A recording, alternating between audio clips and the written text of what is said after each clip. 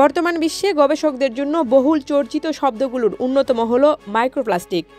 মায়ের দুধ থেকে শুরু করে মানুষের রক্ত, লিভার, ফুসফুস, কিডনি এমনকি প্লাসেন্টাল টিস্যুতেও পাওয়া গেছে মাইক্রোপ্লাস্টিকের অস্তিত্ব। মাইক্রোপ্লাস্টিক নিয়ে সারা পৃথিবীতেই চলছে নানা গবেষণা। সম্প্রতি বাংলাদেশে ৮টি বিভাগের শহুরে রাস্তার ধুলোতে স্বাস্থ্য ঝুঁকি হতে পারে এমন পরিমাণ মাইক্রোপ্লাস্টিকের উপস্থিতি পেয়েছে জবিপ্রবির একদল গবেষক। সবচেয়ে বেশি পেয়েছে ঢাকা ও বরিশাল বিভাগের নমুনাতে। গবেষণাপত্রটি সম্প্রতি science direct journal of hazards materials জার্নালে প্রকাশিত হয়েছে। বিভাগীয় শহরগুলোতে সাধারণ মানুষজন বিভিন্ন কারণে রাস্তা, হাটবাজার, বাসস্টপ, রেল স্টেশনে অনেকটা সময় অতিবাহিত করে, যেখান থেকে রাস্তার ধুলাবালির মতোই ধুলাবালির সঙ্গে এসব মাইক্রোপ্লাস্টিক কণা শ্বাস প্রশ্বাস সহ অন্যান্য মাধ্যমে মানবদেহে প্রবেশ করতে পারে, যা মানুষের শরীরে ক্যান্সার এবং নন ক্যান্সারজনিত নানা সমস্যার জন্য দায়ী।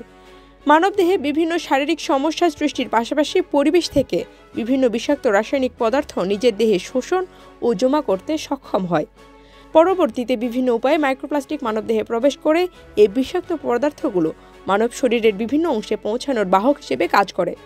মূলত গবেষক দলটি বিভাগীয় শহরের রাস্তায় মাইক্রোপ্লাস্টিকের পরিমাণ এবং মানবদেহ ও পরিবেশের উপর এর প্রভাব নির্ণয়ের উদ্দেশ্যকে সামনে রেখে গবেষণাটি পরিচালনা করছেন।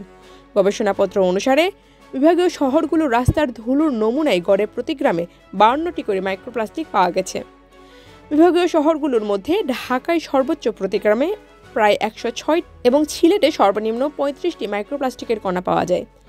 গবেষক দলের প্রধান সহকারী অধ্যাপক তাপস কুমার চক্রবর্তী সংবাদ মাধ্যমকে বলেন, বর্তমান বিশ্বে মাইক্রোপ্লাস্টিক দূষণ পরিবেশ এবং মানবজাতির জন্য অন্যতম উদ্বেগের কারণ হয়ে দাঁড়িয়েছে। শ্বাস প্রশ্বাস সহ অন্য মাধ্যমে রাস্তায় ধুলা ও বাতাসে থাকা মাইক্রোপ্লাস্টিক কণা মানুষের শরীরে প্রবেশ করতে পারে, যা শরীরে বিভিন্ন শারীরিক সমস্যা হতে পারে। দেশের 8টি বিভাগে সহনশীল থেকে উচ্চ পর্যায়ে পলিমার রিস্ক রয়েছে, যা হতে পারে মানবদেহে ক্যান্সার সৃষ্টির কারণ। ফারিয়া জান্নাত, পদ্মা নিউজ।